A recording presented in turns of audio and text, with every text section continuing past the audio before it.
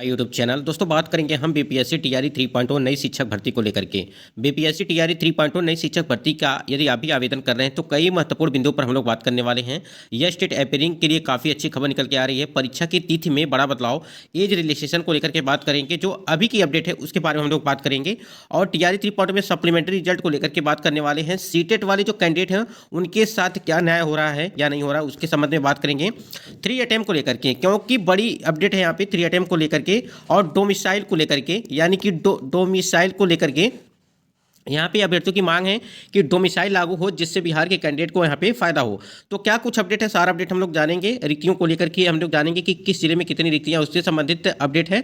चलिए बात कर लेते हैं। यहाँ पे सारी चीज़ होगी जो ऑथेंटिक होंगी। यहाँ पे वीडियो को लाइक शेयर जरूर कर दीजिएगा। चलिए बात, यह स्टेट अपेयरिंग के लिए काफ़ी अच्छी खबर निकल के आ रही थी। यहाँ पे देखिए, सम्राट की गाड़ी के आगे लेट गई अभ्यर्थी, यानी कि पटना से खबर निकल के आ रही है। उप मुख्यमंत्री सम्राट चौधरी की, यहाँ देखिए सम्राट चौधरी की गाड़ी के आगे एसटीडी की एक अभ्यर्थी सड़क पर लेट गई। उसके साथ 40 अन्य अभ्यर्थी भी थे और महिला अभ्यर्थी विलखते हुए एसटीडी के अपेयरिंग उम्मीदवारों को शिक्षक बहाली में एक मौका देने की मांग कर रही थी। यानी कि जो यह स्टेट वाले कैंडिडेट हैं वो अपनी मांग को पूरी तरह से जो है कर रहे हैं। और उप मुख्यमंत्री जो सम्राट चौधरी जी थे वो, उनको जो है क्या हुआ है कि उनकी गाड़ी के आगे, यानी कि वो कहीं जा रहे थे, उनकी गाड़ी के आगे वो लेट गई। और क्या कह रही हैं, कह रही हैं कि यह स्टेट जितने भी कैंडिडेट हैं यहाँ पे एक मौका दिया जाए यह स्टेट वालों के लिए, जो लगभग 3 लाख 3.5 लाख के आसपास जो है कैंडिडेट हैं जो यह स्टेट के। आपको ज्ञात होगा कि दिसंबर में ही, मतलब कि दिसंबर में ही आपके फॉर्म अप्लाई हुए थे यह स्टेट के, जिससे अभी तक एग्जाम नहीं कराया गया। और देख सकते हैं यहाँ पे कि एक मौका देने की मांग कर रही थी। यह वाकया शुक्रवार की शाम तक हुआ जब उप मुख्यमंत्री, यानी कि जब उप मुख्यमंत्री रविदास जयंती पर आयोजित कार्यक्रम में भाग लेकर जो लौट रहे थे। गाड़ी के आगे महिला अभ्यर्थी की आने में बाद, यानी कि आने के बाद हंगामा मच गया, राहगीरों को भी भीड़ लग गई और थोड़ी देर के लिए स्थिति अनियंत्रित हो गई। इसके बाद उप मुख्यमंत्री गाड़ी से उतरते हुए और महिला अभ्यर्थियों के साथ ही सभी को आवास पर आकर अपनी बातें रखने के लिए कहा है। यानी कहीं ना कहीं जो यह स्टेट वाले कैंडिडेट हैं इनको मौका मिल सकता है, क्योंकि देखिए लगातार यहाँ पे अभ्यर्थियों के द्वारा मांग चल रही है और तमाम सोशल मीडिया के द्वारा, चाहे आपका यूट्यूब चैनल हो, चाहे आपका यक्स हो, ठीक है, या फेसबुक के माध्यम से सारी चीज़ें यहाँ पे अपडेट आपको मिल रही हैं। यानी कि यह स्टेट को लेकर के तो जितने भी स्टेट वाले कैंडिडेट हैं इनका लगभग 2 से 3 बार जो है डमी एडमिट कार्ड जारी किया गया। उसको यहाँ देखिए, अभ्यर्थियों का कहना है कि बिहार बोर्ड दिसंबर में आवेदन ले चुका है और 2 से 3 बार डमी प्रवेश पत्र भी जारी कर दिया गया। इसके बाद भी परीक्षा आयोजित नहीं की जा रही है।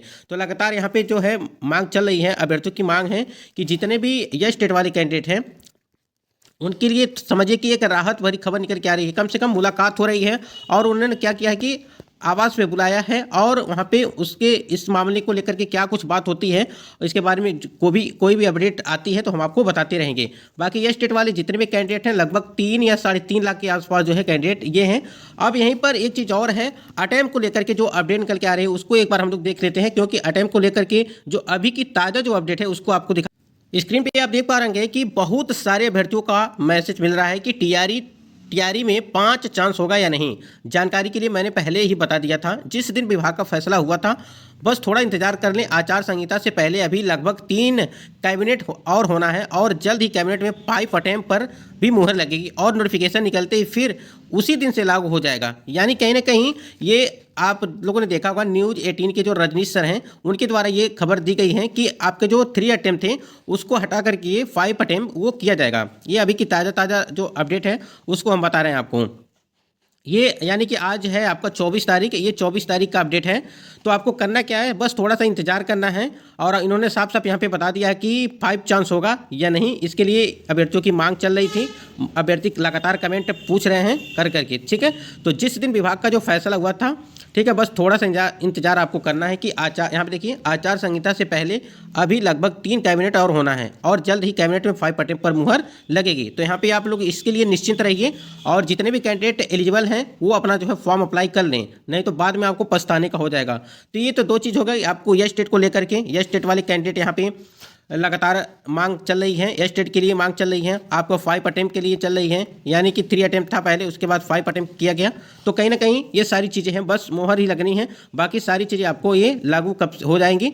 तो इसके लिए आप लोग बिल्कुल परेशान नहीं होना आपको।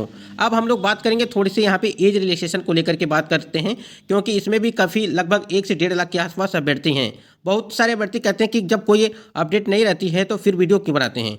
तो देखिए अभी की जो ताज़ा अपडेट है उसको हम आपको, जिस प्रकार से आपका यस स्टेट वाले कैंडिडेट यहाँ पे यस स्टेट वाले कैंडिडेट प्रदर्शन किए, उसी में जो है एज रिलैक्सेशन को लेकर के काफ़ी ज़्यादा महिलाएं जो थी उस समय थी वहाँ पे।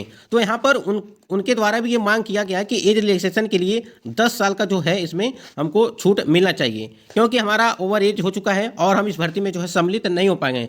तो देखिए एक एक चीज़ यहाँ पे यस स्टेट वाले कैंडिडेट अपनी बात को रखें, उसके बाद एज रिलैक्सेशन वाले अपनी बात को रखें, ठीक है। अब वहीं पर सीटेट वाले कैंडिडेट भी बात रख रहे हैं इस चीज़ को लेकर के कि क्या सीटेट वाले जितने कैंडिडेट हैं वो फॉर्म अप्लाई करेंगे या नहीं करेंगे। क्योंकि देखिए फॉर्म बहुत सारे अभी कन्फ्यूजन बना हुआ है, क्योंकि अभ्यर्थियों की जो मार्कशीट है वो रिजल्ट है जो वो आपका डिजी लॉकर में नहीं आया है, क्योंकि उसमें क्या होता है इशू डेट होता है, फिर सीरियल नंबर होता है, ये सारी चीज़ों को लेकर के कन्फ्यूज हैं।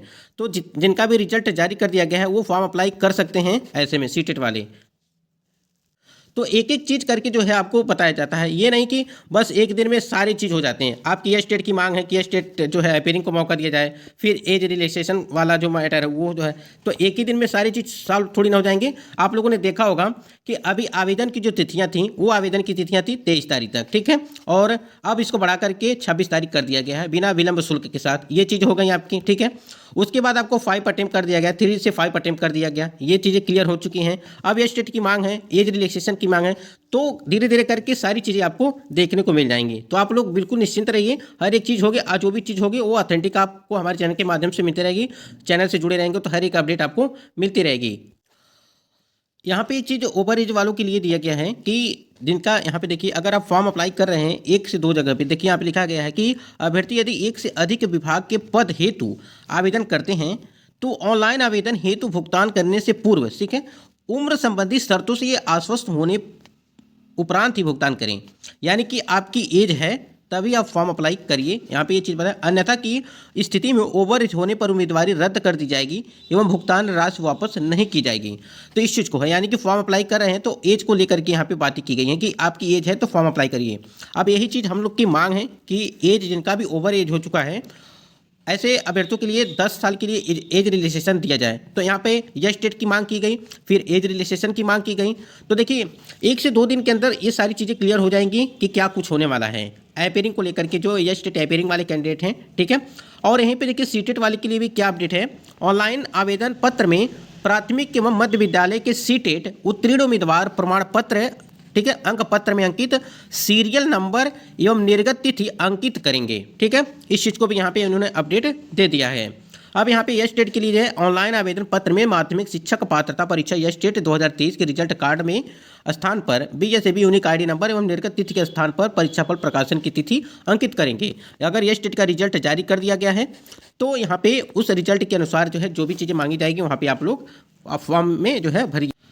अगर हम सप्लीमेंट्री रिजल्ट की बात करें टीआरई 3.0 में, तो सप्लीमेंट्री रिजल्ट के लिए तो बात कर लें एक बार। देखिए आपको जब अतुल प्रसाद जी थे, यानी कि जो बीपीएससी के चेयरमैन थे अतुल प्रसाद जी, आप देख रहे होंगे स्क्रीन पे, तो इनका कार्यकाल 12 को ही समाप्त हो गया। लेकिन यहाँ पे सप्लीमेंट्री रिजल्ट के लिए इन्होंने क्या कहा था कि जो सप्लीमेंट्री आपकी 14,765 पदों पर रिजल्ट आने वाली थी सप्लीमेंट्री, अब वो जितने भी कैंडिडेट इंतजार कर रहे हैं सप्लीमेंट्री रिजल्ट का, अब वो इस एग्जाम को यानी कि टीआरई 3.0 को ये सप्लीमेंट्री एग्जाम समझेंगे, ठीक है।